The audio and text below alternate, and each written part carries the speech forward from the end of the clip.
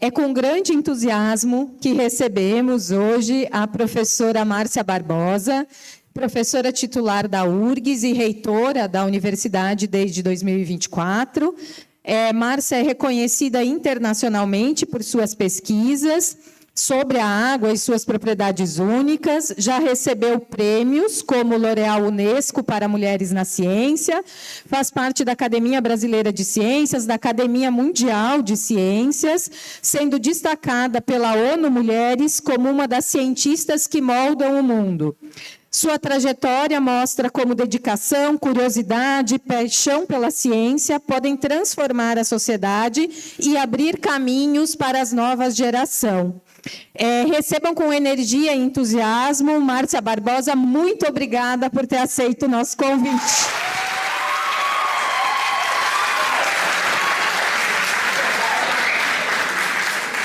Bom dia, gente. Bom dia, gente. Muito bem. Eu quero saber, eu preciso saber. Essa frase de um cartoon chamado Show da Luna, que eu sei que vocês já são grandes demais para assistir, mas que é sobre uma menina que vai atrás de ciência.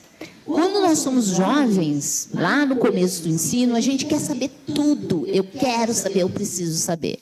Mas, de alguma maneira, no meio do caminho, a gente fica acomodado na frente do computador, do celular, consumindo conhecimento, enquanto um pequeno grupo, que aqui estão cientistas, eles estão lá porque eles ainda querem saber, eles precisam saber. Seria muito importante a sociedade inteira ter essa fome por saber, porque preciso saber e quer saber. Não está passando.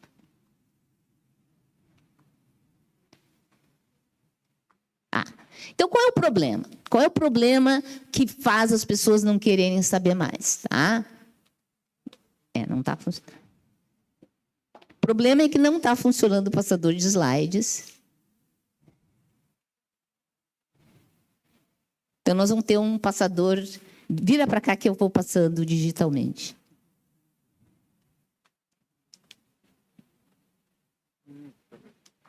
Agora foi. Tá. Então, qual é o problema? Deixa eu contar para vocês uma historinha, ela está em inglês, isso é um cartunista chamado Randall Murrow, muito bom, que na época do governo Barack Obama, antes da pandemia, antes do negacionismo, ele conta a seguinte situação numa universidade estadunidense. Está lá, a aluna, Sora, aquele homem lá pensa que a Terra só tem 5.000 anos. Na verdade, a Terra é muito mais antiga que isso. E a professora, na sua arrogância, diz... que importa o que esse homem pensa? O que importa o que a população pensa? E a menina vai insistindo, mas Sora, ele pensa absurdos, que as coisas foram parar no meio da montanha por causa de um dilúvio, e vai falando de tudo que é absurdo que esse homem pensa. Finalmente, a menina, mas Sora, esse homem que pensa essas coisas erradas cientificamente é um senador da República. E aí, e somente aí, a professora fica preocupada. Vocês veem que, às vezes, nós, da universidade, só nos preocupamos que as pessoas não saibam as coisas quando essas pessoas têm cargos importantes. Isso está errado. Aí vocês vão dizer, mas é um cartão, Márcia, a realidade é diferente. Tem um outro momento em que a secretária de Estado dos Estados Unidos foi ao Senado e disse assim para os senadores, olha, eu preciso de mais satélites para fazer a previsão do tempo. E os senadores disseram, professora, não se preocupe, o canal do tempo faz a previsão do tempo para a gente, não sabendo que o canal do tempo usa dados de satélite para fazer a previsão do tempo. Portanto, mais financiamento para fazer, mais satélites para fazer a previsão do tempo é muito importante. Mas as pessoas não sabem de onde vem a previsão do tempo. Acham que a previsão do tempo vem daquela pessoa que fica lá na frente do mapa, na TV, falando sobre a previsão do tempo. Achando que a Defesa Civil manda da cabeça deles os alertas. Quando, na verdade, isso vem de análise de satélites, cientistas olhando e acompanhando. Então, nós temos um problema aqui de comunicação entre nós, da academia, e quem toma as decisões. Às vezes eu fico pensando que lá, quando o primeiro cientista disse, olha, a roda tem que ser esférica, ele não conseguia se comunicar com a população para fazer essa transição. Então, essa comunicação ela era problemática, uma comunicação que precisa ser melhorada. Mas vamos olhar quando é que começou essa falta de comunicação entre nós, cientistas, e a população geral. Ela começou lá atrás, gente, muito atrás, quando os primeiros cientistas que descobriram como é que se fazia a plantação, que tinham as fases, as estações do ano, que a gente tinha, e as estações do ano afetavam a agricultura, que as estrelas no céu eram responsáveis pelas navegações, esses cientistas não começavam a conversar com a população e foram conversar com os poderosos, com os reis, com os papas. E a gente vê sinais disso quando a gente olha nos túmulos, que tinham vários sinais de conhecimento no túmulo desses poderosos. Então, em vez de ir lá na escola ensinar as crianças sobre ciência, eles preferiam ir falar com reis, rainhas, com gente poderosa sobre o conhecimento. Em vez de ir com o agricultor para ensinar como é que se plantava, eles iam nos reis e esperavam que os reis fizessem esse serviço. Então, os cientistas começaram a se comunicar com quem tem poder. E isso é um problema. Por quê? Porque tu tem um canal de comunicação e de informação. Deixa eu contar uma historinha que aconteceu com esse cara aqui, Tales de Mileto. Tá? Esse Tales de Mileto se deu conta que ia ter um período muito bom para oliveira. Oliveira dá o quê? Jovens aí, o que oliveira dá? Que é a produção das oliveiras? Que está caro para danar agora no supermercado? Azeite de oliva. Tá? Ele se deu conta que ia ter um período muito bom para azeite de oliva. Tá?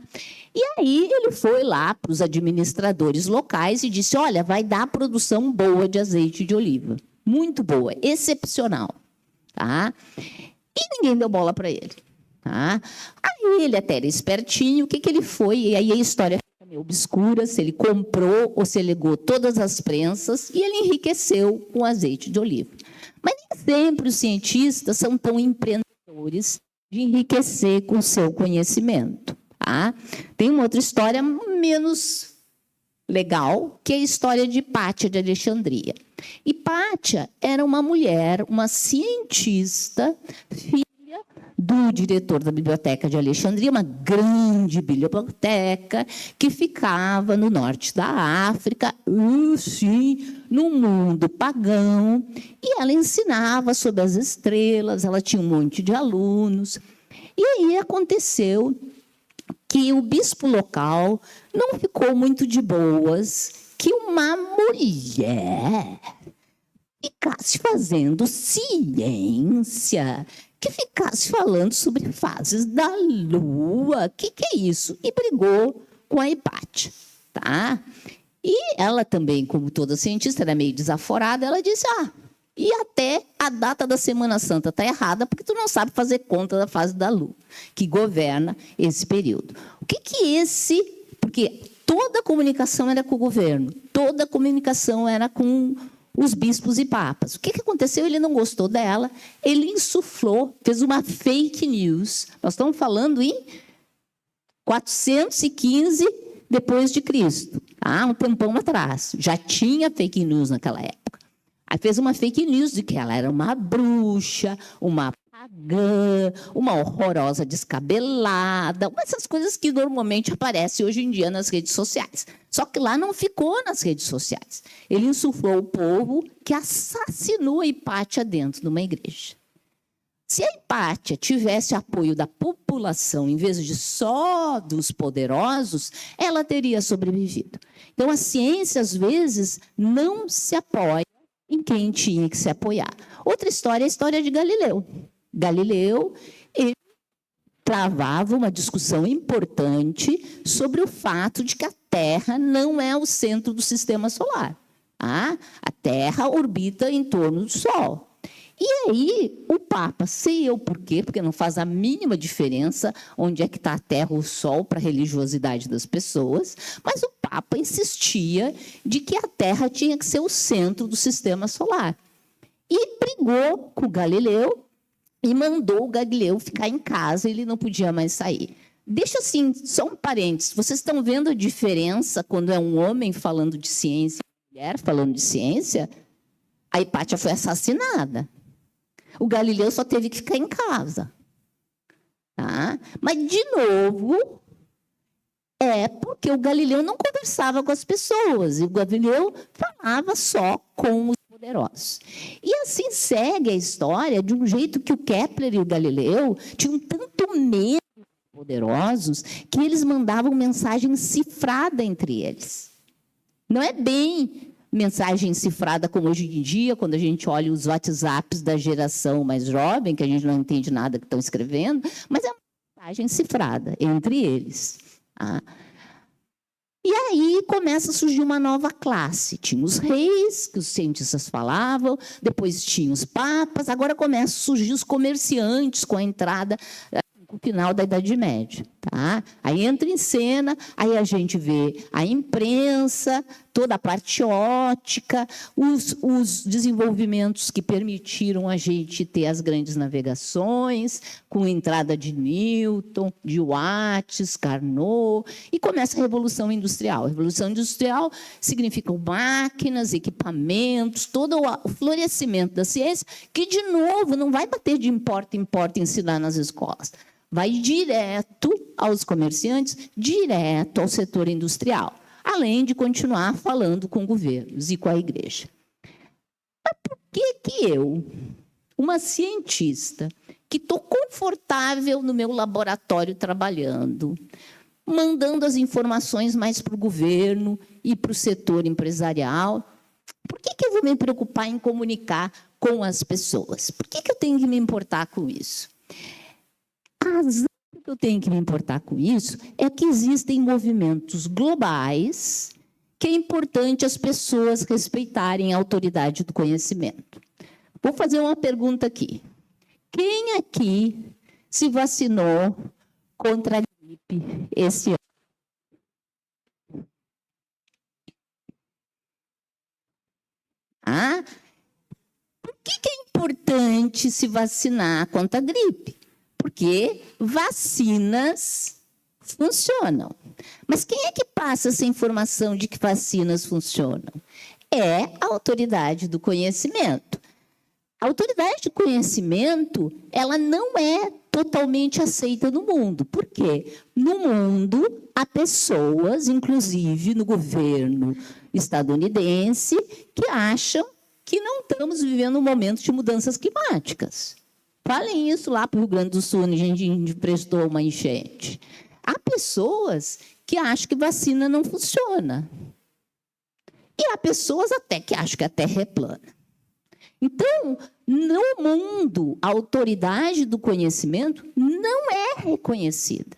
Não é reconhecida pela massa da população. É muito fácil uma pessoa meio tiktoker fazer propaganda contra a vacina, contra a mudança climática e mesmo inventar que a Terra é plana. E eu vou convencer vocês de que realmente não existe autoridade do conhecimento. Há muitas pesquisas de opinião que perguntam às pessoas: tu confia na ciência? E as pessoas dizem sim, tá? Dizem sim, mas não se vacinam. Dizem sim e continuam fumando. Dizem sim e fumam cigarro eletrônico, que também faz mal. Dizem sim e fazem coisas, comer um monte de comida inapropriada, tá? Super industrializada, que também a ciência diz que não é bom para você. Então, assim, as pessoas dizem sim, mas realmente não respeitam a autoridade do conhecimento. E para provar para vocês que as pessoas não respeitam a autoridade do conhecimento, eu vou usar um grande pensador de ciência política, que é o Max Weber. O Max Weber dizia que tinham 3 tipos de autoridade que as pessoas respeitavam, tá? A tradicional, a legal e a carismática. Se as pessoas respeitam a autoridade do conhecimento, significa que a ciência vai estar na tradicional, na legal ou na carismática. Deixa eu explicar para vocês o que é o conhecimento. O conhecimento não é conservador. Conservador, o conhecimento sempre quer ir para frente, ele não quer ficar parado, ele quer ir para frente. Então, ele não é conservador. Conservador é aquelas pessoas que, não vou sair daqui, está tão bom aqui, por que eu vou me mover daqui?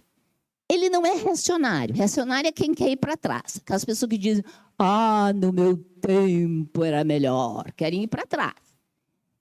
E não é emocional. A gente usa evidência, a gente não gosta da relatividade porque eu amo a relatividade, ela é tão linda. Não, porque tem provas e evidências. Então, conhecimento não é nada disso.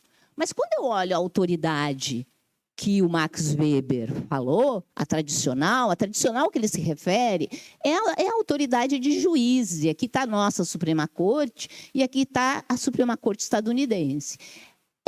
As Suprema Cortes normalmente são bem conservadoras. Para tu ter uma mudança numa Suprema Corte, tu tem que fazer um esforço grande. Ela é para manter as coisas como estão. Portanto, o conhecimento não é uma autoridade tradicional, porque a autoridade tradicional é conservadora. A segunda forma de autoridade é a legal, que é da lei. As leis. Aí até pode pensar, não, conhecimento tem a ver com leis de Newton, Maxwell. Mas não, as leis que se referem aqui são as leis dos países. E eu aqui estou mostrando para vocês uma foto, 2 momentos de Cabul. Esse momento e esse momento. Esse momento é 1970.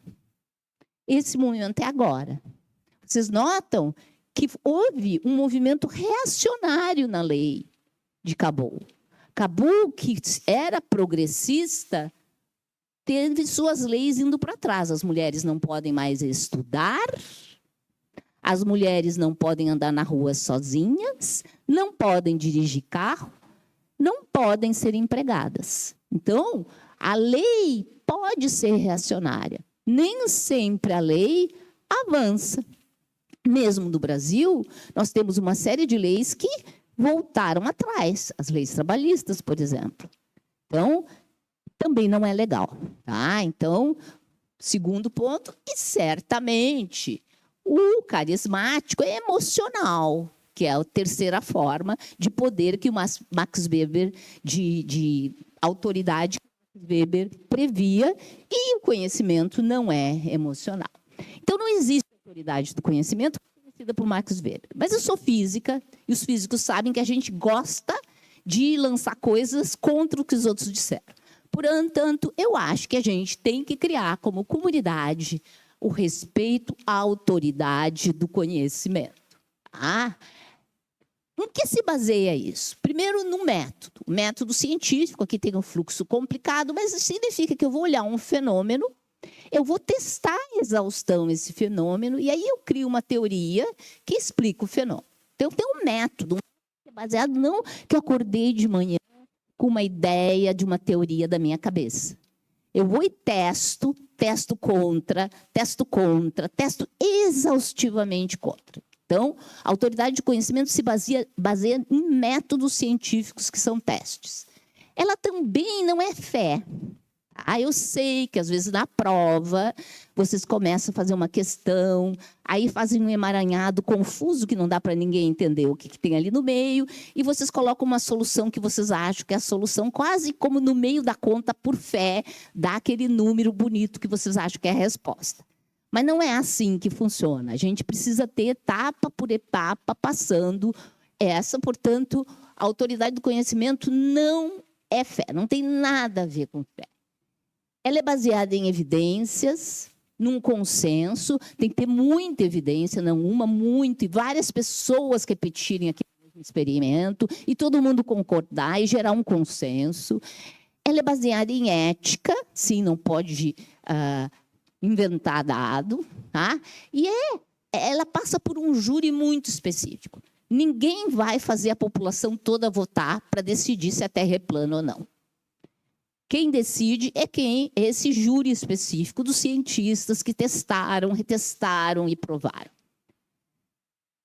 Este é a confiança neste método. Então, a autoridade de conhecimento não tem a ver com eu sozinha na minha casa testar tudo. Tem a ver com eu confiar no método que passa por esse júri específico. E o que eu estou pedindo para as pessoas, quando ganham formação, quando aprendem sobre conhecimento, não é que elas tenham fé na ciência, é que elas tenham confiança na ciência. Tá? Fé é uma coisa, confiança é outra coisa. Deixa eu ilustrar para vocês a diferença entre fé e confiança. É bem sutil, porque em inglês a palavra que se usa é trust, e trust é confuso. Tá? Ela mistura com fé. Mas em português a gente tem duas palavras bem distintas. Deixa eu contar para vocês um exemplo. Quando eu era jovem, como vocês aí do fundo, tá? Eu viajava muito. Tá? E eu vou contar uma coisa para vocês que vocês vão ficar horrorizados. Não tinha internet. Portanto, quando eu viajava, para chegar de uma rua a outra rua, eu tinha que usar mapas. E os mapas não eram muito bons. Então, o que eu fazia? Eu tinha que chegar, por exemplo, hoje de manhã eu tive que sair lá da rua Rio Branco. Eu consegui chegar pegando um Uber, mas antigamente eu teria que pegar um mapa, pegar um ônibus, descer num certo ponto, ir olhando o mapa e perguntar para as pessoas. Tá? Eu tinha que parar uma pessoa aleatória na rua e perguntar: a rua tal fica para que lado? Vocês notam que quando eu faço isso, eu estou tendo um ato de fé. Por que de fé? Essa pessoa, eu não conheço ela. Ela pode me dizer a verdade. Ela pode me dizer uma mentira. Ela pode não saber. E dizer que sabe. E inventar uma coisa. Vocês notam? É um ato de fé. Uma pessoa desconhecida que pode me responder qualquer coisa. Eu acredito nela num ato de fé, porque eu não tenho nenhuma prova de que ela vai me dizer a verdade. Nenhuma. É um ato de pura fé nessa pessoa. Mais grave que isso, essa pessoa pode me dizer uma coisa agora e a próxima pessoa que vier perguntar, ela pode dizer uma outra coisa. Não tem nem estatística isso, porque a pessoa pode mudar de ideia. Eu gostei da cara da Márcia, vou dizer para ela onde é. Eu não gostei da cara da Virgínia, não vou. A Virgínia eu vou mandar lá para o outro lado da cidade. Tá? Então, é um ato de fé eu acreditar nessa pessoa. O que eu faço hoje? O que eu fiz hoje de manhã? Eu usei um GPS. O GPS vem da ciência. Eu confio nele, porque eu coloco o endereço, vejo onde é que dá. Coloco de novo o endereço, vejo onde é que dá. Invariavelmente, ele vai acertar. Ele é baseado em evidências e eu tenho confiança, porque ele é baseado em ciências, porque ele vai dar sempre a mesma resposta, porque ele é baseado em toda uma construção. E, por sinal, ele não funcionaria se a Terra fosse plana, tá? Porque ele precisa de satélites. Ele não funcionaria se não tivesse teoria da relatividade. Tá? Então, assim, ele funciona. E eu tenho confiança nessa autoridade do GPS. Mas por que eu tenho que confiar? Tá? A ciência vai estar lá, vai me dar todas essas coisas maravilhosas da internet, o celular que está todo mundo olhando nesse exato momento, vai ter toda essa comunicação com todo mundo, ela me dá vacina e eu decido se tomo ou não tomo vacina. Por que é importante eu confiar na autoridade do conhecimento? Esse é um mapa, tá? Esse mapa está difícil de enxergar, mas eu vou ajudar vocês. Esse é o mapa da expectativa de vida das pessoas em 1800. Em 1800, na Europa, a expectativa de vida era 34 anos. Quem nessa sala tem menos de 34 anos, ninguém vai olhar, portanto, não precisa mentir. Quem menos de 34 anos, levanta a mão. Eu quase levantei, mas eu não posso. Não posso. Essas seriam as pessoas vivas nessa sala, se nós estivéssemos em 1800. Tá? Mas eu vou levantar a mão ainda, espero. Vamos lá. Esse mapa é um mapa da expectativa de vida em 1950. Tá? A Europa está em 62 anos. Agora, levanta a mão quem tem menos de 62 anos. Ah, já aumentou, eu não consigo levantar a mão ainda. E esse aqui é de 2015, a Europa é 78 anos. Conseguimos levantar a mão. O que fez isso? O que fez esse avanço? Tá? Se eu olhar a expectativa de vida de uma formiga, não mudou nada. De um elefante, não mudou nada. Mudou das pessoas. E ela mudou de um jeito bem abrupto, tá vendo? Foi a partir de 1850, foi a partir da Revolução Industrial, e aqui tem várias linhas, porque tem vários continentes. Tá? E o que aconteceu lá em 1900 e tanto? Revolução Industrial. A Revolução Industrial permitiu que a gente tivesse mais produção. Foi a época que criamos as vacinas. Foi a época em que a gente disseminou mais informação. Pôde disseminar informação através da imprensa para a gente mudar os hábitos sanitários. É muito importante para diminuir a mortalidade infantil a gente ter tratamento para as crianças. E quem é que fez tudo isso? Foi o conhecimento. Então, assim, básico. Confiar no conhecimento significa estar vivo. Simples como isso. Essa confiança é que permite a gente sobreviver, e nós aprendemos isso com muita clareza durante a pandemia. Também esse conhecimento, mesmo quando é um conhecimento que a gente pensa, isso não serve para nada. Deixa eu dar um exemplo para vocês. O presidente Kennedy, nos Estados Unidos, decidiu que em 10 anos ia colocar uma pessoa na Lua.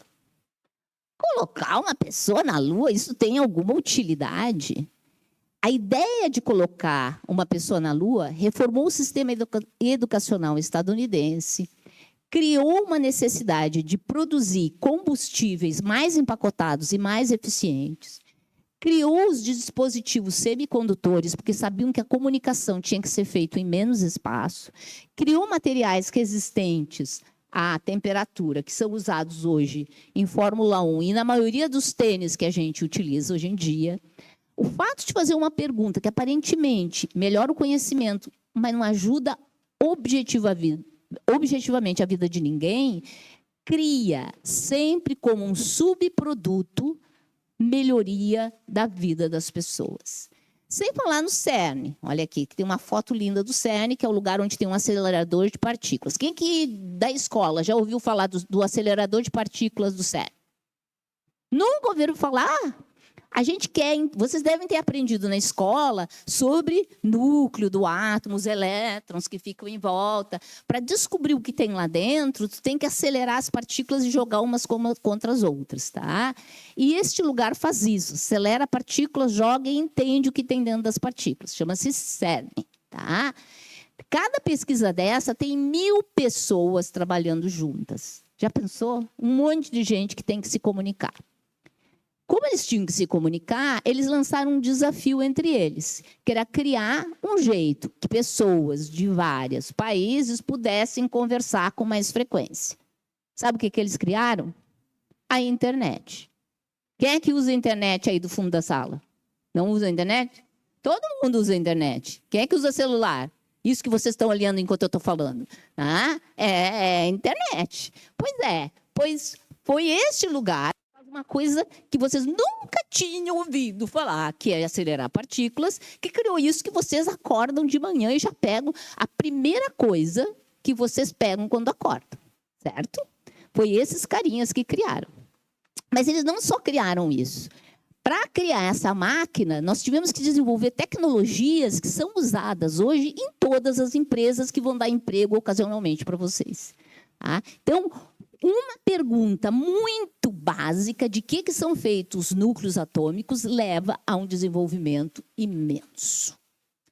E contra quem a gente tem que lutar para ter autoridade do conhecimento? A gente tem que lutar, assim como a nossa querida Hipátia de Alexandria, que foi assassinada por fake news, a gente tem que lutar contra as fake news. Então, como é que eu vou enfrentar as fake news? Como é que eu vou fazer os cientistas falarem com as pessoas? eu vou trazer os nossos super-heróis destruidores de mitos. Mitos são aquelas coisas que tu ouve em casa.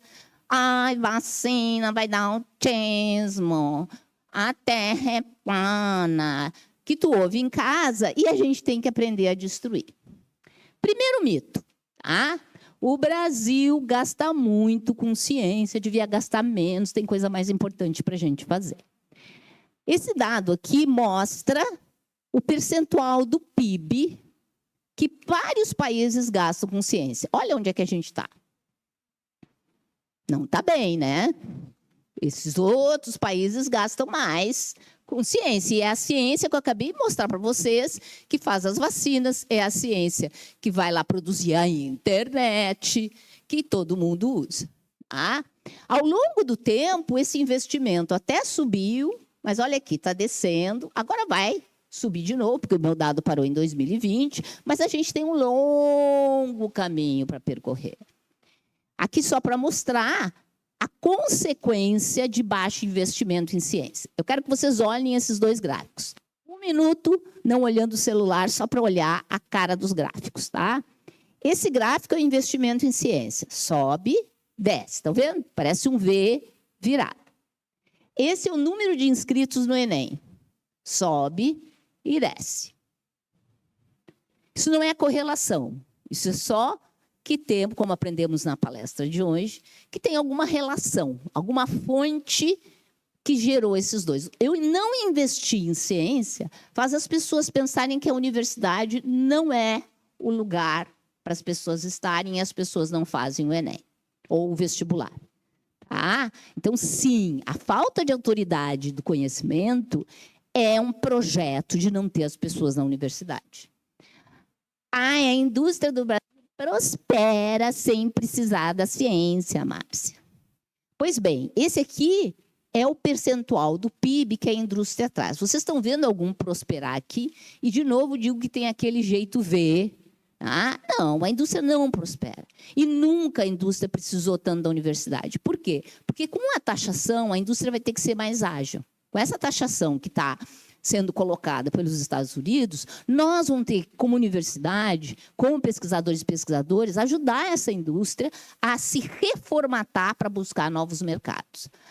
E o país para de investir em ciência em tempos de crise. A gente está em crise, a gente não tem que investir em ciência. Esse aqui é o investimento estadunidense em ciência, que cresce sempre, mesmo eles terem enfrentado uma grande crise durante o governo Barack Obama. Teve uma crise econômica e eles investiram mais em ciência. E sabe por que eles investiram mais? Porque Barack Obama dizia que a ciência era o motor do desenvolvimento. E quando um avião está indo mal, tu joga fora a mala, as cadeiras, tu joga fora mal tudo. Mas não joga fora o motor do avião. Tu continua investindo em ciência e, neste momento que estamos enfrentando uma crise das tarifas instituídas pelo governo estadunidense, a ciência tem que, todas as dificuldades, levantar a mão e dizer, presente, estou aqui para ajudar o nosso setor a sobreviver a esse momento.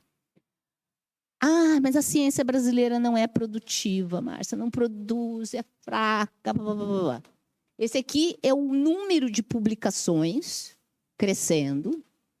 Aqui é o número de citações crescendo. E aqui está o tamanho entre publicações de citações e IH, que é um parâmetro, onde está o Brasil. O tamanho da bolinha pequena é o tamanho do investimento. Olha o tamanho do investimento dos Estados Unidos. É a bolinha grande. A nossa bolinha é pequena, mas ela está indo para frente. Ela está crescendo dentro do possível. Márcia, mas a ciência brasileira não produz nada de útil para a população. Para responder essa pergunta, nós criamos um projeto chamado Ciência Gera Desenvolvimento. Vamos, repito aí o fundão. Ciência gera desenvolvimento. Muito bem. São filmes que estão lá na página da Academia Brasileira de Ciências. É de 2 minutos. 2 minutos a gente consegue assistir. Eu sei, os Instagram é 1 minuto, mas 2 minutos que conta a história de cientistas que fizeram coisas que viraram dinheiro no bolso do brasileiro. Só para citar um exemplo, tem a Johanna Dobenheimer, Vocês já ouviram falar nela? Johanna Dobereimer, brasileira, que estudou a soja. O Brasil é o segundo produtor de soja no mundo, graças às pesquisas feitas por esta mulher e por outros pesquisadores. O que ela descobriu? A soja não dá de qualquer jeito no Brasil. A soja não é uma planta nativa. A soja precisava de um número de insumos inacreditável e não nascia bem. E ela olhou e disse, bah, mas a cana-de-açúcar também. O que tem de diferente essa soja e cana-de-açúcar? E ela descobriu que era uma bactéria que fixava o nitrogênio, no caso da cana-de-açúcar. E ela desenvolveu uma bactéria para a soja, e aí passou a dar muito bem. E o Brasil é o segundo produtor de soja, graças a essa fixação de nitrogênio pela Johanna Dobereimer. Nós temos o Maurício da Rocha e Silva, que desenvolveu um remédio para pressão, usado até hoje. Tá? Nós temos a veridiana Vitória Rossetti, que salvou a produção de laranja brasileira atacando uma praga que dava e que iria potencialmente destruir.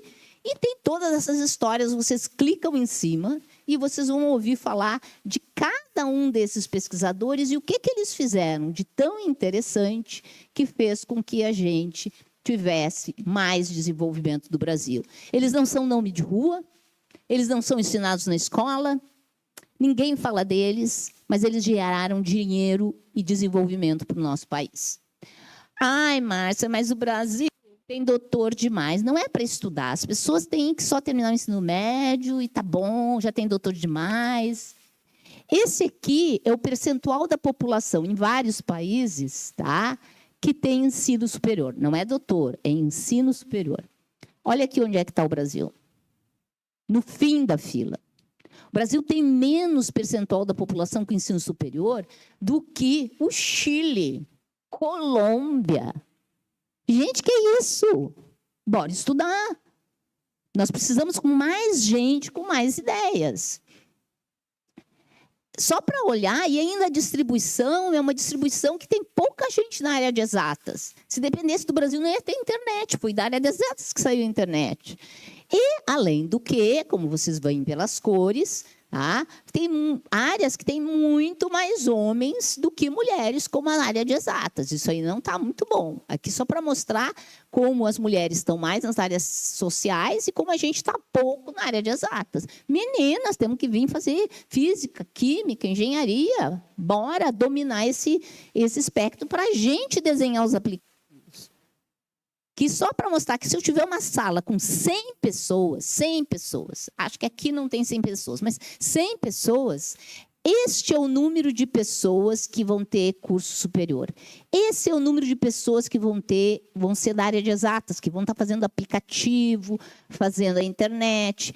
E esse aqui, 1 em 100, é o número de mulheres das exatas que vão estar lá. Nós não vamos ter essa capacidade na produção. Ai, Márcia, mas as universidades deveriam produzir tecnologia e não conhecimento básico. Mas lembrem, foi perguntas de conhecimento básico, como acelerador do CERN e como uma pessoa na Lua, que fez a gente ter todas essas tecnologias. Aqui está o financiamento do conhecimento, o financiamento tecnológico e como, na verdade, no mundo, o financiamento tecnológico ele tem que vir do setor industrial. A universidade é para fazer ciência básica e ajudar na tecnologia. Mas é o governo, isso que são dados dos Estados Unidos, é do mundo de negócios que sai o financiamento para desenvolver tecnologia. Mas, Márcia, as universidades privadas são mais produtivas que a pública. Isso aqui é o número em verde de universidades privadas, e realmente o número delas é muito maior que o número de universidades públicas, mas esse aqui é o ranking de produção, e vocês vão ver estadual, federal, estadual, federal, estadual, federal, estadual, federal. Ou seja, as universidades públicas são as que produzem mais conhecimento. Ai, Márcia, mas as universidades estadunidenses vivem de financiamento privado, porque, afinal de contas, elas são privadas. Isso eu nem precisaria explicar, porque vocês estão vendo o perrengue que está acontecendo nos Estados Unidos nesse momento, porque o governo não está dando dinheiro para as universidades comunitárias deles, que não são privadas, porque elas não estão na Bolsa de Valores, elas são comunitárias. Ah, mas está aqui o número. Esse é o tamanho do financiamento federal das universidades privadas, e esse é o tamanho do que vem da indústria, dentro da... Ou seja, sem o governo federal, a universidade quebra, que é o que está acontecendo agora, que o governo Trump não está dando dinheiro para as universidades comunitárias estadunidenses. Ai, Márcia, mas a universidade tem que ser para elite, para essas pessoas que são tão melhores que as outras pessoas, que é exatamente o que o governo Trump está tentando fazer agora. Deixa eu mostrar para vocês alguns dados. Isso aqui é dado de percentual de mulheres, tá? Ao longo da carreira acadêmica, começando como aluna de graduação e indo até ministro. Tá? Vocês veem que o percentual de mulheres na graduação, mestrado e doutorado já é igual ao dos homens, mas à medida que eu avanço na carreira, eu tenho essa diminuição do número de mulheres. Ou seja, vai para o poder, o percentual de mulheres diminui. E isso está errado. A gente tem que consertar essa diminuição. E por que eu tenho que corrigir isso? Porque tem um estudo de uma consultoria internacional chamada McKinsey, que ordenou as 500 maiores empresas por diversidade e descobriu que as empresas que tinham mais diversidade, mais homem e mulher, branco e negro, mais diversidade, elas ganhavam mais dinheiro. Vocês entenderam? Mais gente diferente é mais meritocracia, porque ganha mais dinheiro. E quando eu vou para a academia, mas na academia não é assim. Isso aqui é um estudo que mostra em 10 anos de tese do doutorado dos Estados Unidos, as que tinham mais diversidade na participação das pessoas tinham mais inovação disruptiva. Então, mais gente diferente, mais ideia diferente é melhor. Então, o que eu vou fazer? Né? O que eu vou fazer? Está ali, ó. O que eu vou fazer? Eu sei, é ridículo colocar a figura de uma mulher perguntando o que vai fazer, porque normalmente a gente sabe o que fazer. Mas eu só achei essa na internet, né? Porque a internet tem um monte daqueles filminhos. Ai, o que eu vou fazer agora? Tá, então, tem a foto da mulher. O que eu vou fazer? Ah. E a primeira coisa que eu trago é que a revolução começa em casa. Para conquistar a autoridade do conhecimento, a gente vai ter que se olhar onde eu estiver. Escola, universidade, vizinhança. E perguntar, eu estou promovendo na minha universidade de inovação? Eu estou trazendo aprendizagem ativa, participando, todo mundo participando da discussão. Eu estou com ambientes de administrações avaliativas, eu avalio as políticas que eu faço, ou eu crio uma política, crio uma regra, e daqui a pouco outro cria outra regra, e vai sendo essas criações de regra. Nós temos um ambiente sustentável.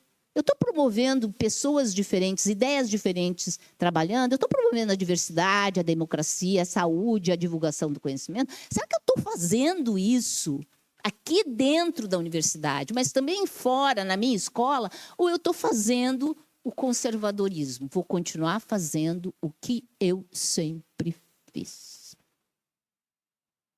Ação 2. Nós temos que semear a confiança na autoridade do conhecimento. Tem que semear esse conhecimento. Ele não é uma luta fácil, porque eu dei um monte de exemplos para vocês de respostas que eu estou cedendo o tempo montando essas respostas, para quando for atacada, o conhecimento for atacado, você já tem respostinha pronta para dar. Mas a gente precisa fazer isso de uma maneira coletiva, plural, meio viral, em toda a comunidade. Mas, para isso, a gente tem que ter uma rotina, que eu chamo a minha rotina dos E's, porque todas as palavras começam com a letra E, que são evidências. Tem que sempre ter evidência. Tudo que eu digo vai ter evidência. Se não traz evidência, não me serve. Falou tal coisa, onde está a evidência? Tem que ser uma coisa eficiente, eu tenho que ver que essa coisa vai melhorar a vida das pessoas, das nossas rotinas. Ela tem que ter equidade, eu tenho que entender como é que eu vou trabalhar com todas as pessoas, não só as pessoas que eu quero. Tem que ter ética, eu tenho que saber tratar bem as pessoas, eu tenho que ter diálogo. Mesmo quando eu estou irritada com a pessoa que vem me dizer que a Terra é plana, eu tenho que respirar fundo e trazer as evidências de que a Terra não é plana.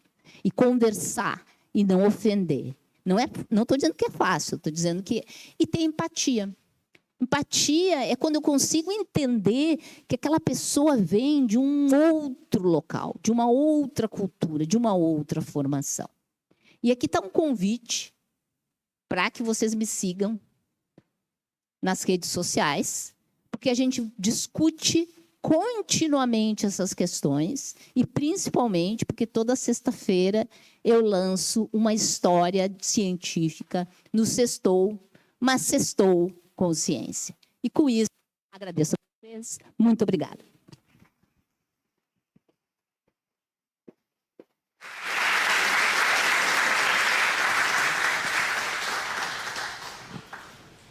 Muito obrigada, Márcia.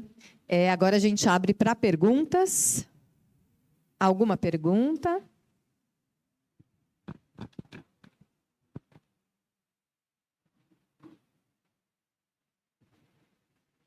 Posso fazer uma?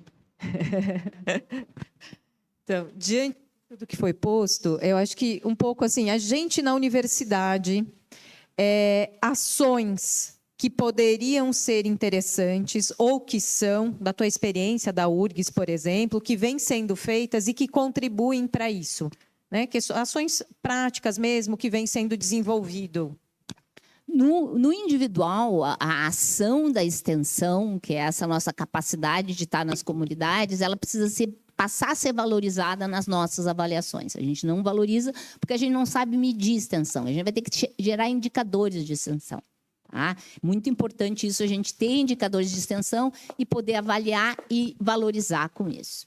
Mas uma coisa que a gente está fazendo na URGS é que a gente, através da nossa pró-reitora de extensão, a Daniela Pavani, ela mapeou as atividades de extensão e ela está fazendo conexões. O programa é conexões. Então, assim, às vezes tem numa comunidade 3 pessoas atuando descorrelacionadas e que não dialogam e não se fortalecem. Então, assim, fortalecer as atividades de extensão através dessa conversa entre os diferentes atores é muito importante. E está constantemente trazendo o conhecimento. Vou dizer e nem sempre formal. Quando a gente teve enchente no Rio Grande do Sul, eu estava voltando, antes de ser reitora, eu era secretária de Políticas e Programas Estratégicos do MCTI. Eu estava em Brasília, aí eu saí de Brasília em abril do ano passado e estou em maio, quando começa a chover, porque eu estava pretendendo organizar minha campanha para a reitoria. Quando começou a chover, o que eu fiz? Eu contactei pesquisadores de todo o estado e a gente montou uma análise científica e comunicacional sobre o que estava acontecendo. Porque o Estado estava perdido, ninguém sabia o que fazer, era uma coisa insana.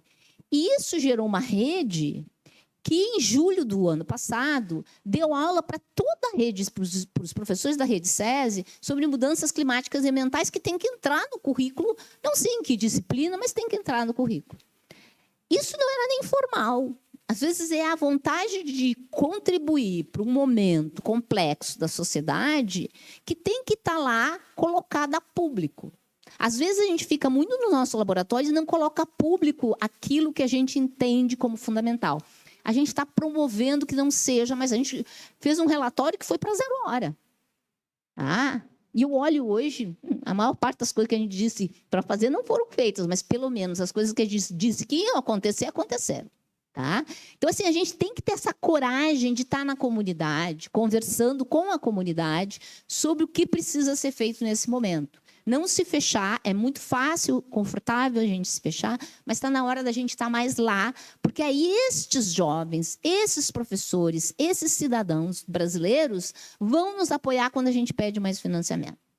Essa força que distingue eu estar com uma boa relação com o ministro, com o governador e com o prefeito, de eu estar com uma boa relação com o povo brasileiro. Essa força, ela é a força mais temida.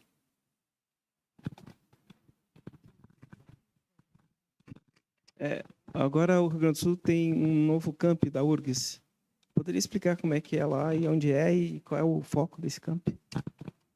A Universidade Federal do Rio Grande do Sul tem um campus central. A gente já tem um campus no litoral norte, que tem vários desafios, vamos dizer, nesse campus, e a gente está tomando conta disso, e, por sinal, eu quero colocar lá um centro de gestão de riscos climáticos e ambiental, porque, como ele fica no litoral, eu vou poder colocar sensores oceânicos, que o Rio Grande do Sul não tem nenhum, Santa Catarina tem, mas nós não temos, e agora estão entrando ventos muito forte. E agora a gente tem um desafio do governo federal, que é implantar um campus na Serra Gaúcha. A gente ainda não tem esse campus, ele ainda é um desafio, porque eu preciso aprovar no Conselho Universitário, por favor. Peçam para os conselheiros aprovarem, porque ele é localizado no setor que tem uma produção de agricultura familiar, agricultura de médio porte e industrial, que precisam de um apoio tecnológico para sobreviver a esse momento de ataque tarifário que vai afetar muito fortemente o Rio Grande do Sul. E aí, a camada que eu estou dizendo é ciência. A nossa agricultura precisa se digitalizar, mesmo a de pequeno porte. E como todos os equipamentos são pensados para a agricultura de grande porte, é a universidade que redesenha equipamentos, que está lá presente, que dá formação de recursos humanos para entender como é que a gente pode usar drone e GPS para ter uma agricultura mais flexível, num momento de mudanças climáticas em que a agricultura e a indústria terão que ter uma agilidade no se reconstituir o tempo todo muito grande. Então, eu tenho muita esperança que o campus na Serra Gaúcha, que é um setor tão produtivo e com uma produção tão específica, seja um carro-chefe desse diálogo da universidade com a sociedade. A comunidade da Serra nos apoia totalmente, entendeu o que a gente está tentando trazer de disruptivo, tanto para o pequeno agricultor como para a grande indústria, e estamos nesse trabalho, eu acho que é um canal de diálogo importante. A universidade tem sido muito boa em choramingar corte de orçamento, e tem corte de orçamento, e a gente tem que brigar com o governo para conseguir reverter. Mas, nesse momento, ela também tem que dizer para a sociedade, quando ela está sob ataque, estou presente, vamos trabalhar junto e vamos reverter esse processo. Márcia, obrigada pela sua fala. Eu sou a Gabriela, professora do Departamento de Física. E eu queria saber, assim, na sua opinião, o que você acha que leva, além dos cortes em ciência, mas essa falta de confiança, talvez, dos jovens nos estudos na universidade, e como que as universidades podem atuar para trazer mais jovens e melhorar a confiança da população na universidade, trazendo eles para os cursos, independente de quais cursos, né? Mas trazer eles para os cursos de graduação. Tem dois processos. Tá? O primeiro processo é que a gente viveu uma pandemia e nós estamos vivendo no mundo inteiro uma crise climática. Isso meio que diz para jovens, olha, o futuro de vocês, eu quase disse um palavrão, mas o futuro de vocês vai ser muito ruim. Tá? Que vontade, que gana tu tem de trabalhar quando eu estou dizendo o futuro teu vai ser muito ruim. A mensagem não pode ser essa. Então, assim, poderia ser muito ruim se a gente não trabalhar junto e não trabalhar rápido. Tem que ter uma convocação, vem com a gente, é divertido a gente mudar o mundo. Vamos mudar o mundo para preservar esse mundo para os netos de vocês, os filhos de vocês e para você. Tá? Essa é a primeira camada. Mas tem uma segunda camada, que essa é pior, e ela é menos percebida. Tem um movimento mundial de grupos que querem transformar a educação num negócio. Eu não estou falando das universidades comunitárias, não estou falando das PUC, das comunitárias. Não, elas sempre existiram, elas são arraigadas com a comunidade, elas são o que eu chamo de universidades públicas comunitárias. Mas existe um modelo de negócio de dar adestramento de baixo custo, tá, para a massa da população, onde tu vai aprender uma técnica e tu não vai aprender conhecimento e tu não vai discutir nada. Esses grupos é aquele número enorme que eu mostrei para vocês. Eles entraram no Brasil rachando e cada um é sócio proprietário de algum senador ou deputado federal. Tá? E por isso é tão difícil a gente conseguir mudar a lei do EAD. Tá? O EAD se transformou uma massa dessas universidades que eu gosto de chamar de universidades fast food. Rápido, barato e não alimenta. Tá? Então, esse é um processo. Ele entra pelo sul global, está dominando América Latina e África, mas vão entrar no norte global neste processo de destruição das universidades comunitárias estadunidenses. Aí está o foco. Vamos destruir esse sistema que começa por Harvard, mas vai afetar os community college. Vamos destruir isso e aí a gente entra, porque por enquanto eles não conseguem entrar nesse sistema. Tá? Ao mesmo tempo que, para dar aquela formação de quem vai construir a internet, etc., algumas empresas dessas big techs estão construindo cursos de graduação. Tá? Então, já existem esses cursos para dar formação de tecnologia. Tá? Então, já estão aí, conheço várias pessoas que vão lá, têm uma formação de tecnologia, são contratadas. Isso, mas se for bom o ensino, que mal tem isso? Mas é um ensino totalmente privatista, ou seja, o conhecimento ali produzido não tem acesso aberto. Tá? Não vai publicar em revistas de acesso aberto, não vai ter dado aberto, não vai ser aberto, não é para todo mundo, é só para eles. Então, o mundo que eles desenham é um mundo de uma formação de adestramento de baixo nível e alguns eleitos vão trabalhar nessas empresas com conhecimento que fique gerando dentro das empresas. É esse desenho. Tá? E esse desenho passa por eu pensar numa massa de pessoas, principalmente do sul global, que não quer saber de estudar. Nós temos que reverter isso. Isto é um projeto. Não um projeto do Trump, mas é um projeto muito mais maléfico que isso, que, ao mesmo tempo, trabalha no desinteresse das engenharias. Tá? Todo mundo, com exceção de 3 países, tem uma diminuição do número dos estudantes de engenharia. E esses 3 países conseguem vencer isso porque eles controlam a informação.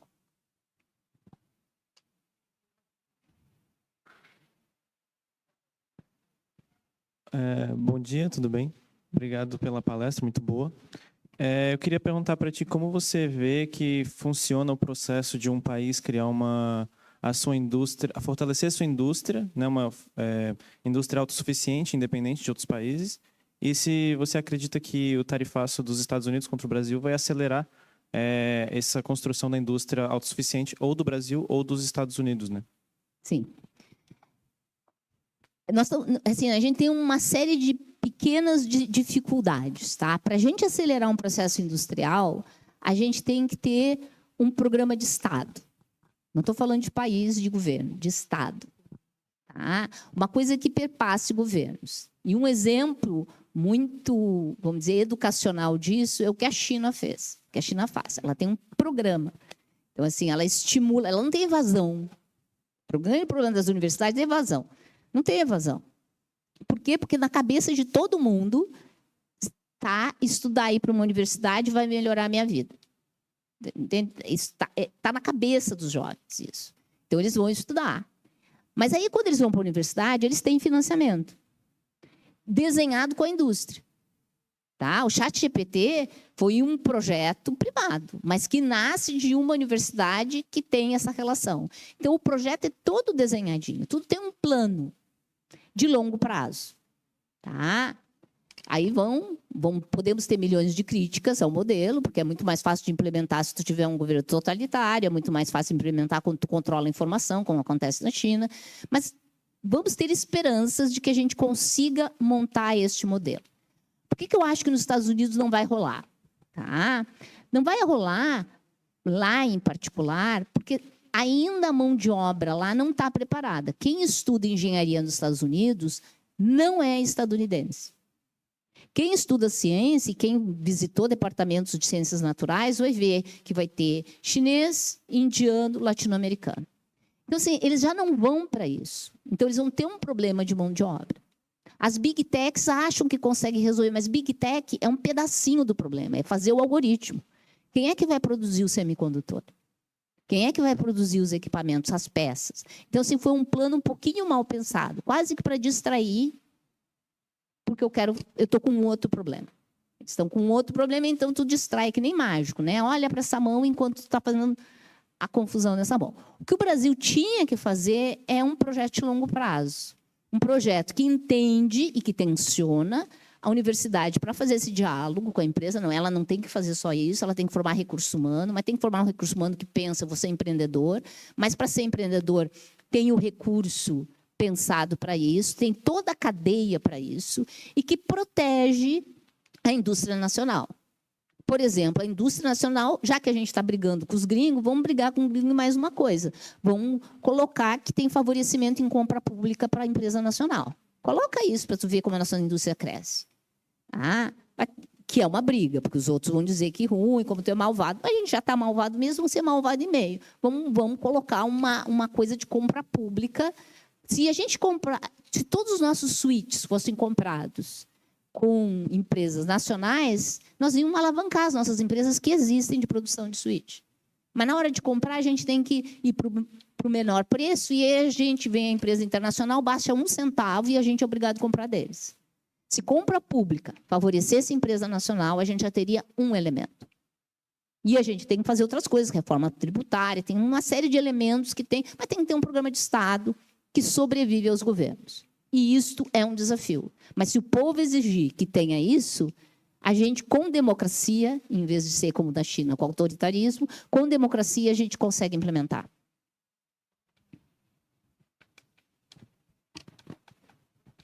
Bom dia para você, para o auditório, bom dia para a professora. Uma grande palestra, uma honra, sim, essa palestra da professora.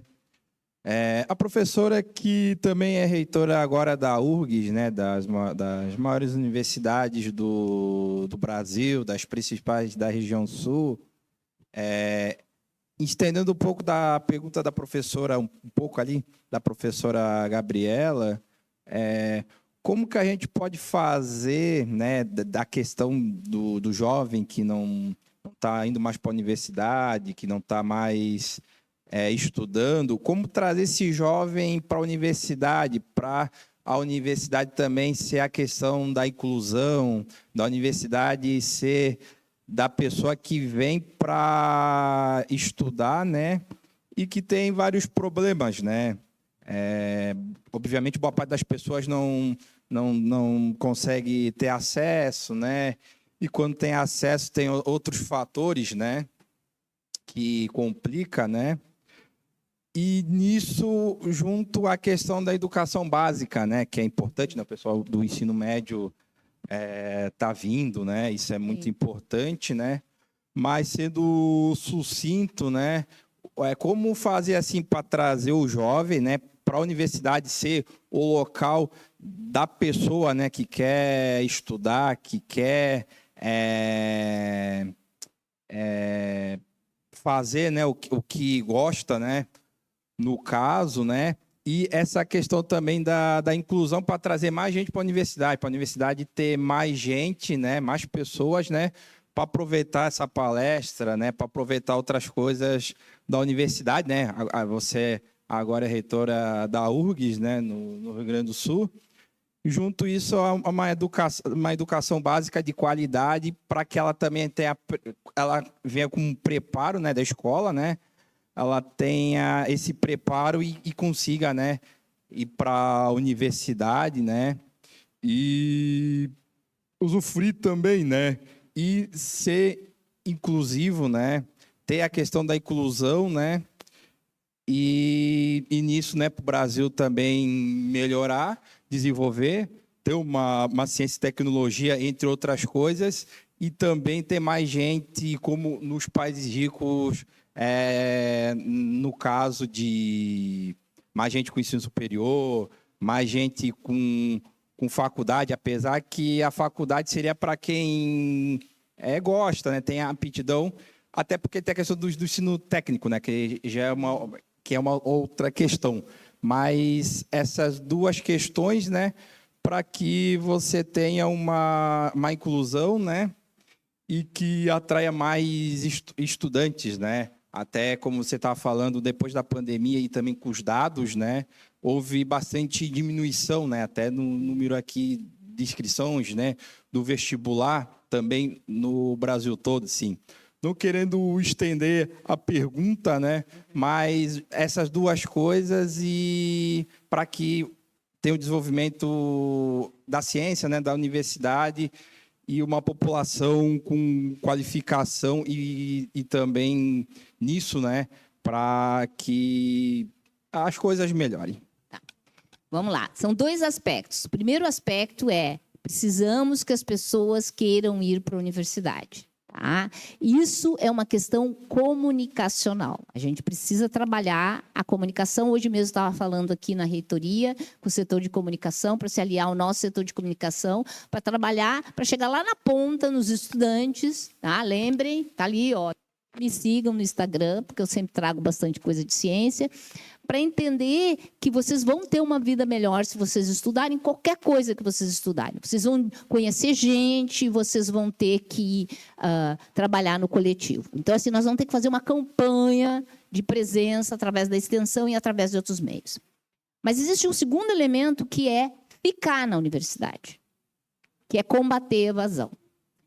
E um dos elementos de combater a evasão é a gente melhorar a saúde mental dos jovens. Tá? Isso significa que temos que ter presencialidade para ter interação entre as pessoas e que nós precisamos ter acolhimento, que é tratar muito bem as pessoas e estimular exercício físico. Tá? Aí, para o jovem do fundão que está olhando a internet, levanta a mão se você faz alguma atividade física. Muito bem. Entende? Porque a atividade física melhora a cabeça da gente. Conviver melhora a cabeça da gente. Houve uma tendência, depois da pandemia, das pessoas ficarem no remoto. Isso não é bom para a evasão. Tá? Isso não é bom para a cabeça das pessoas. Então, assim, nós vamos ter que fazer um combate maior do que essa lei que saiu agora do governo federal, tá? Para que as pessoas venham para a presencialidade e trabalhar o acolhimento das pessoas. Mas deixa eu trazer um parênteses aqui. Quando a gente torna a universidade mais diversa, isso não quer dizer que quando tu entra na universidade, tu já ganha o diploma de formatura. Nós vamos ter que trabalhar muito, gente. A gente entra na universidade para estudar mais, não para estudar menos. Tem um pedaço que é trabalho dos professores, dos técnicos administrativos, dos terceiros, aí dos estudantes. Para ganhar a formação tem que trabalhar, é que nem exercício físico. Tá? Ninguém vai ganhar musculatura sem se exercitar. Então, assim, a gente quer mais estudante, a gente tem que trabalhar para isso, mas a gente também tem que cuidar que eles continuem na universidade. E tudo isso requer mais orçamento.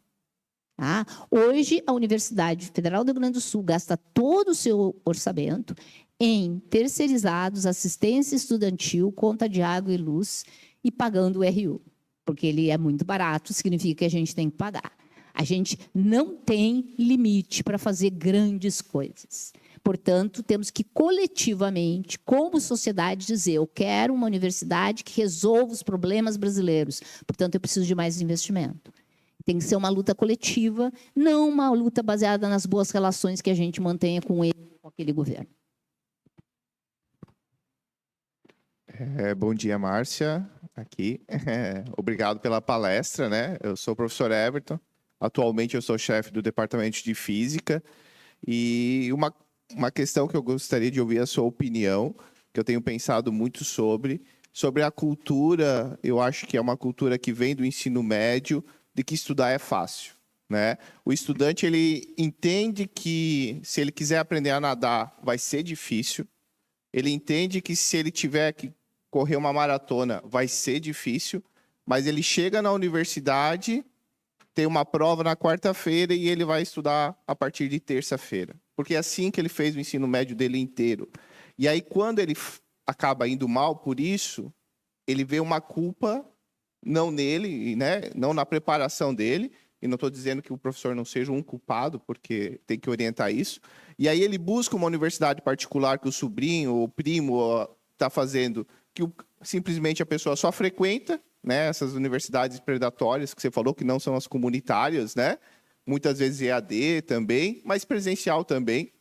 E aí, como lutar para mostrar para os jovens que estudar é difícil e a beleza do estudo está em ser difícil, né? Você está na universidade, você conquistou estar na universidade, você vai ter que se superar, assim como se você quer aprender a tocar violão, né? E é lógico que você vai ter colegas que têm aptidão, ouvido musical, que aprende violão de maneira fácil. Mas quem não tem, vai aprender também. Então, como a gente desmistificar isso, que basta ter um bom professor, basta eu entrar no horário da aula e sair do horário da aula, que isso deve ser o suficiente para eu aprender. Que se eu tenho que estudar fora do horário de aula, é porque o professor não é bom. Então, como lutar com essa desmistificação que estudar é fácil? Estudar tem que ser como a maioria das outras coisas, tem que ser divertido, tá? Eu me formei faz muitos anos, tá? Muitos anos. Mas nós éramos bem poucos formandos e há uma semana atrás eu fui jantar com os meus 2 outros colegas de formatura, tá? Não dá nem uma mesa cheia de restaurante. E o que a gente lembra? A gente lembra do tempo que a gente sentava e estudava junto. Mais de 40 anos que isso acontecia. A gente lembra das trocas de ideias e das coisas divertidas que a gente discutia ao estudar um problema. Estudar é uma relação social, mas por alguma razão ela passou a ser individual. E aí perde a graça. A ciência, ela é coletiva. Ela é coletiva porque uma pessoa dá uma ideia e a outra capta e dali se costura uma interação. E o que a gente tem que estimular, e que sei que é difícil num mundo individualista e sem espaços apropriados para os jovens ficar, é que o legal é estudar junto. O legal é sair da aula discutindo um problema. E que quando a gente entende alguma coisa, isso tem um prazer associado, tá? Eu corro, tá? Todos os dias de manhã, hoje sair nas Florianópolis é desafiador, Milton. Por favor, isso aqui é com muita... Eu sou uma pessoa de Porto Alegre. Porto Alegre é reto, tá? É reto. Hoje foi desafiador. Eu corro para aquele exato momento que, depois de algum tempo, o corpo libera endorfina. Que, assim, é um alívio. E conhecimento é assim também. A gente vai tentar entender uma coisa, aí vai tentar entender, que tem um esforço, até aquele momento que, mas eu entendi. É como a liberação de endorfina na corrida. Ele é um prazer. E quando a gente vive esse prazer no coletivo, com outras pessoas, é mais interessante ainda, porque todo mundo ajudou na caminhada. Eu acho que a perda dessa ideia do esforço tem muito a ver ao individualismo. Que as pessoas estão querendo uma vida só para elas. O coletivo é mais divertido. O coletivo constrói memórias para toda a vida. O coletivo te dá mais endorfina. Professora, eu queria agradecer mais uma vez a palestra, foi muito interessante. E eu queria fazer uma pergunta um pouco diferente do que o pessoal está discutindo, mas também vai no mesmo caminho, que é sobre divulgação científica. Para quem já está aqui dentro da universidade, que já tem sabe que é importante que a gente tenha essa comunicação científica com a sociedade em geral, como que a gente deve pensar essa comunicação científica? Quais são os desafios que a gente deve ter em mente na hora de, sei lá, preparar um roteiro para um vídeo, de gravar, ou de conversar num evento, numa palestra, alguma coisa assim. O que a gente tem que ter em mente na hora de se comunicar com o público em geral? Uma coisa muito importante nesse momento em que o mundo está tão dividido, ou como eu gosto de dizer, polarizado, eu não tenho problema nenhum com polarização. A água é uma molécula polar e ela é só maravilhosa porque ela é polar, tá? Então, polarização é uma parte da vida. Tá? Mas o que a gente tem que cuidar quando a gente vai conversar com pessoas é evitar o tom de arrogância. É muito difícil na universidade a gente evitar isso. A gente sempre acha que a gente, eu já ia dizer outro palavrão, que a gente é muito bom, tá? E a gente é, mas evitar isso assim, eu vim aqui te ensinar. Quando, na verdade, a gente veio para trocar, para ter trocas. Tá? Para eu entender o que essa outra pessoa sabe, que vai me ajudar naquilo que eu sei e vai me... De entender, mesmo quando a pessoa tem dúvidas construídas com base no fake news, que tu tem que desatar esse nó. Sabe quando tu tem esse fio, principalmente esse fio de computador que ficam emaranhados e tem nó e tu tem que desatar os nós? Divulgação científica também é um desatar desses nós. Tem que ter paciência e tem que ser um pouquinho divertido. É um jogo, né? Que a gente vai aprendendo, porque também ele vai mudando. Hoje em dia, com as redes sociais, cada dia a rede social está para um caminho diferente. Não sei se vocês percebem isso. E não ter medo que vai ter gente que vai te odiar. Relaxa, tá? Os robôs vão vir, vão te chamar disso, daquilo, tá? Eu só não cancelo quando me chamam de velha, porque meu irmão me chama de velha também. Tudo bem, eu sou velha, isso é uma realidade, é uma evidência, né? De ter vivido muito. Mas as outras coisas a gente tem que dizer, não entendi, a pessoa está com raiva de alguma coisa, quicou o pé numa cantoneira e aí vem descontar na gente. Então, assim, tem que ter essa paciência também, essa empatia. É uma construção e é uma construção dinâmica. Mas o importante é que a universidade tem que dar apoio para isso. Tá? E extensão é muito desvalorizada dentro da universidade. Então, a gente tem que passar a valorizar esse aspecto também, que não é para todo mundo, nem todo mundo tem paciência para fazer, nem todo mundo tem talento para fazer, não é para todo mundo, mas as pessoas que fazem, a gente tem que dar um aplauso. A gente tem ainda duas perguntas, uma presencial e uma do YouTube, da transmissão. E aí, com isso, a gente encerra. Bom dia, professora. Obrigado pela palestra. Minha pergunta também relacionada ao que já foi perguntado, talvez também um conselho, que é o seguinte: para a gente que está no caminho da ciência ou que pretende seguir nesse caminho, acho que às vezes pode se sentir um pouco pessimista, né, no sentido de que as forças contrárias, né, que tentam impedir os avanços que a gente vê que são óbvios, que são necessários, são muito mais fortes sempre, né? E a minha pergunta é só assim, como a gente faz para se sentir motivado e seguir otimista para seguir nesse caminho que é um caminho difícil, né?